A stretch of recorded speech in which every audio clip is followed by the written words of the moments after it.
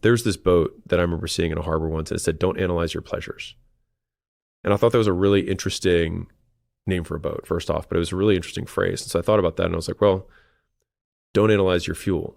Because I think a lot of people are, some people want to have passion, but like passion, I think, is very fleeting. There's a lot of things, there's a lot of overhead in doing the things that you want to do. If you want to get in shape, there's plenty of days you don't want to work out. Plenty of days you'd rather just eat cookies. Like there's overhead, right? There's things that you don't want to do, even if you like fitness. But if you need to use revenge as your fuel to become successful, which you want, then use it. And so if you don't have any of the positive, emotions, if you want to call it that, then use the negative ones, and then maybe we'll get to a point where you can use some positive ones. Because I remember I went to a performance coach years and years ago. It didn't last long, but I said, I feel like I have fuel. I said, but I feel like it burns dirty. Like, I feel like I can accomplish whatever I want. I was like, but I don't like the fuel that I use to get there.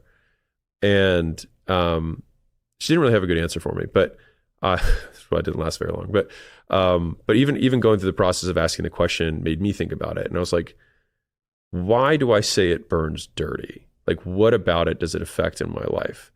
And then I was like, well, is there a way that I can do the same behaviors I do when I'm, quote, angry about something when I'm not angry? And then over time, I was like, well, then I can just get rewarded from the activities and shift away from kind of the original catalyst for beginning the behavior set. And so I think there is some sort of kind of inertia that you have to overcome in the beginning. And that's why I recommend to people, just use whatever you got.